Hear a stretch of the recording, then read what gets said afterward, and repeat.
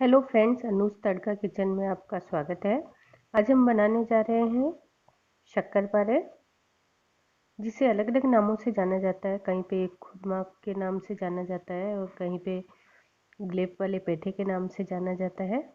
ये खाने में बहुत ही टेस्टी, डिलीशियस और हेल्दी होते हैं। होली हो या दिवाली, ये सभी की एक स्पेशल रेसिपी है। तो चलिए आज इसी रेसिपी को हम घर पे बनाते हैं, बिल्कुल हलवाई स्टाइल के अंदर, जिसे देखते ही खाने का मन करेगा और एक कोई खाएगा तो उसे बार बार खाने का मन करेगा और लगातार वो खाता ही चला जाएगा। तो चलिए इसको बनाने के लिए क्या क्या चीज़ें चाहिए और किस तरीके से बनाई जाती है वो बताती हूँ मैं आपको। इसके लिए मैंने 2 कप मैदा ली है और इसके अंदर मैं मोयन के लिए 3 चम्मच घी डालूंगी। आप ऑयल का भी यूज कर सकते हैं, लेकिन घी के अंदर ये ज़्यादा टेस्टी बनते हैं।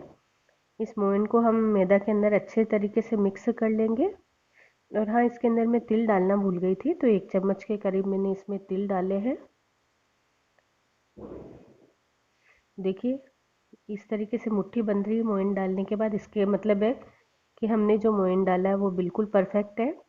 अब थोड़ा थोड़ा पानी डाल के मैं इसका डो बना लूँगी। ये जो पानी मैं यूज कर ऐसा गुनगुना पानी है जिससे मैं आटा गूंद रही हूँ। इस तरीके से हम थोड़ा थोड़ा पानी डालते हुए इस डो को लगा लेंगे। डो ना ज़्यादा टाइट लगाना है ना पतला लगाना है, मीडियम साइज हमें डो लगाना है। देखिए हमारा डो थोड़ी देर में लग के बिल्कुल रेडी हो जाएगा। ये जो शक्करपारे बनते हैं वो बहुत ही टेस्टी और खस्ता बनते हैं, खाने में मज़ा आ जाता है। बिल्कुल एक बार आप खाएंगे तो खाते ही रह जाएंगे, इतने लेयर्ड और सॉफ्ट और फ्लफी बनते हैं।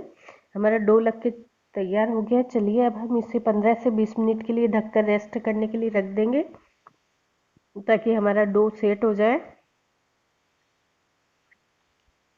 डो को लगाए हुए 20 मिनट हो चुके हैं।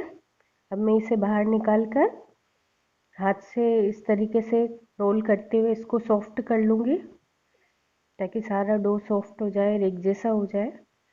देखिए हमारा डो बिल्कुल सॉफ्ट हो गया है। अब जितना भी डो है उसके मैं 3 पार्ट में बराबर में बांट लूँगी, इसके लोई बना लूँगी। इस तरीके से बराबर साइज की बड़ी लोई बना रही हूँ मैं, 3 पार्ट के अंदर इसको डिवाइड करके। इसी तरीके से ये एक बनी है, इसी तरीके से मैं 2 की भी और बना लूँगी। देखिए तीनों लोई बन के तैयार हो गई है। अब बेलन पे रख के मैं इसको रोटी की तरह इसको बेल लूँगी। हमें रोटी के जैसे पतला नहीं बेलना है, इसे थोड़ा मोटा ही रखना है, क्योंकि हम शक्करपारे बनाएंगे। इस साइज का देखिए मोटा है ये, इतना मोटा आपको रखना है। और किसी भी चाकू की हेल्प से मैं इसको इस तरीके से काट लूँगी। आप चाहे तो इसको स्क्वायर के अंदर, लंबे साइज के अंदर, किसी भी साइज के अंदर आप काट सकते हैं। मैं इस तरीके से लंबे काट दूंगी।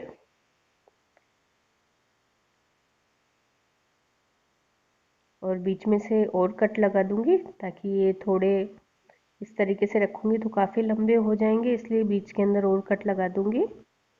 और इस तरीके से मैं बना लूँगी। आप चाहे तो इसे गोल मठरी की जैसे भी बना सकते हैं, या और कोई शेप देना चाहे वो भी दे सकते हैं। इसको चौकोर भी बना सकते हैं।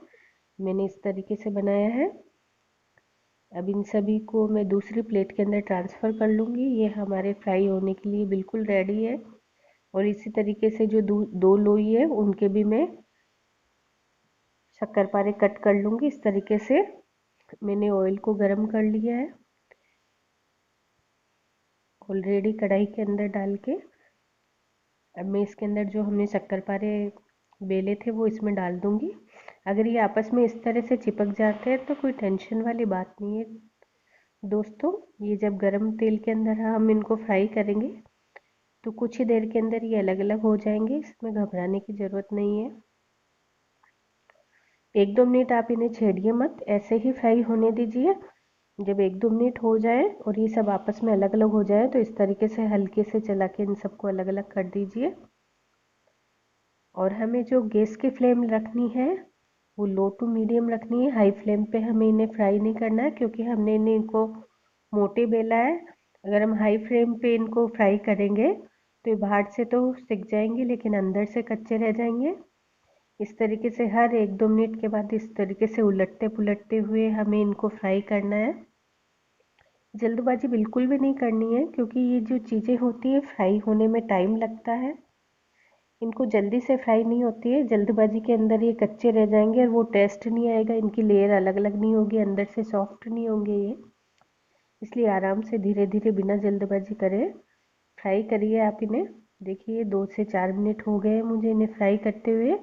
इनका काफ़ी कलर चेंज होने लग गया है और ये अब सिकने के करीब ही है फ्राई होने के।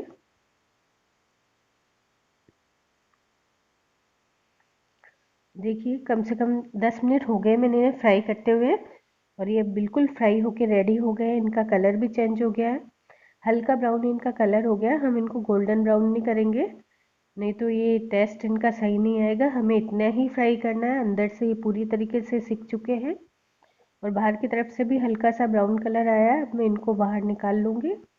चलिए इसके बाद इनको डिप करने के लिए हम चाशनी की प्रिपरेशन करते हैं।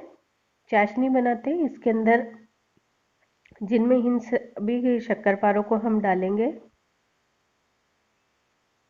इस तरीके से हिला के आप एक्स्ट्रा ऑयल है वो भी बाहर निकाल लीजिए। ये बिल्कुल सॉफ्ट और टेस्टी बनते हैं। इसके लिए मैंने 1 कप शुगर ली है और जितनी मैंने शक्कर ली है उसका आधा मैं पानी डालूँगी, क्योंकि इसके अंदर हमें जो चाशनी बनानी है वो 1 तार से ज़्यादा की चाशनी बनानी है। वैसे तो 2 तार की चाशनी बनती है, लेकिन जब हम चाशनी चेक करेंगे उतनी देर में थोड़ी चाशनी और उबल जाएगी